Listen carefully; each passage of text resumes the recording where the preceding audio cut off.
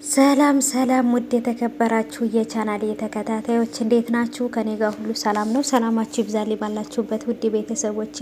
ለቻናሌ አዲስ የሆናችሁ ሰብስክራይብ እያደረጋችሁ ቤተሰብ ሁኑ። ነባሮች እንኳን በሰላም መጣችሁ። የሚገርም ነው እንግዲህ የጽናት ድራማ ትናንት የተለቀቀልን ማለት ነው ውዶቼ። እውነት ለመናገር እኔ በጭራሽ ጽናት ራሱ እንደዚህ ጠንክራ ብርታት አግኝታ እንደዚህ ትመታታለች ብዬ አልጠበቅኩም ነበረ። እሷም ደግሞ እንደዚህ ሁና በቃ ድራማ ትፈጥራለች ብዬ አላሰብኩም። እኔ የእውነት አሟት ነው የእውነት እንደዚህ ልታብድ ነው።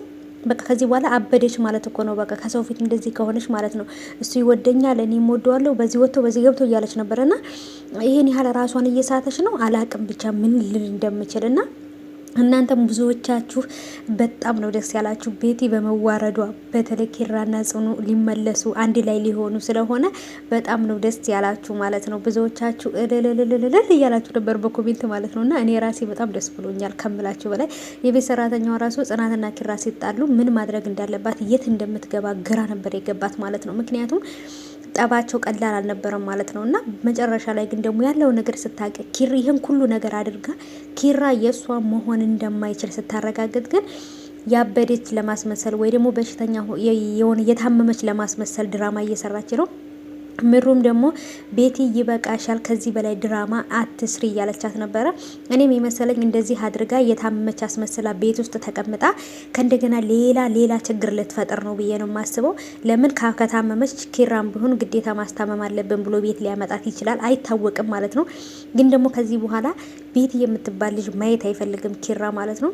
በሱ የተነሳ እንደዚህ እየሆነች ነው እሷ ራሷ።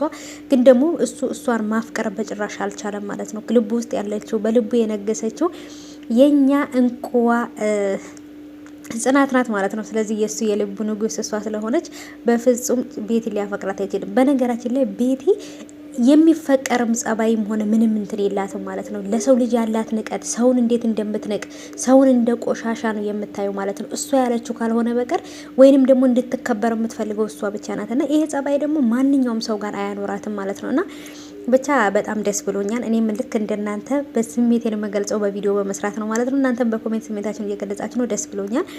ናሆሜም ደግሞ እንግዲህ ጓደኛው ሙሉ ለሙሉ ስለነገረው ኪራ ስለነገረው ያለውን እውነት ለምሩና ለናሆም ማታ ላይ ስለነገራቸው ነው እዚህ ፕሮግራም ላይ የተሰበሰቡት እንጂ የሷም ጓደኛንም ደግሞ ጠርተዋት ነበረ።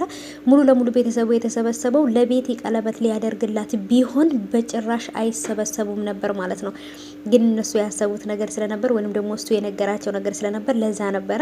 ጽናትም ደግሞ በጣም ደስ ብሏታል። ግን ደግሞ ይሄ ሁሉ ነገር በመፈጠሩ ከምላችሁ በላይ የሷ ጓደኞች ራሱ ደስ ብሏቸዋል ቤቲ በመዋረዷ ማለት ነው። ብዙዎቻችን ስንፈልገው የነበረው ነገር ነበር ማለት ነው።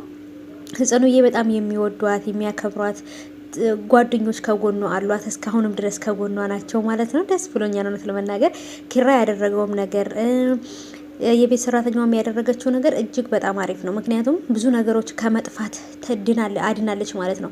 ጽናትም እንደዚህ በቃ እሱ ትቶኛል ብላ ወደ አባቷ ወደ ቤተሰቦቿ ብትሄድ ወይ ያልሆነ ውሳኔ ብትወስን ለሱ ራሱ ጸጸት ነበር ማለት ነው። ግን ደግሞ ከጎኗ ያሉት ምርጥ ጓደኞች ከጎኗ ስላሏት እስካሁን ድረስ መጥፎ ነገር ሳታስብ በጽናት ተጠብቀዋለች።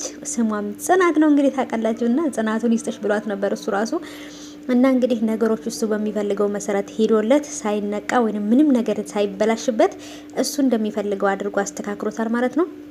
ቀጣይ እንግዲህ የሚለቀቅልን ክፍል 45 ላይ በደንብ አድርገን የምናየው ይሆናል ማለት ነው።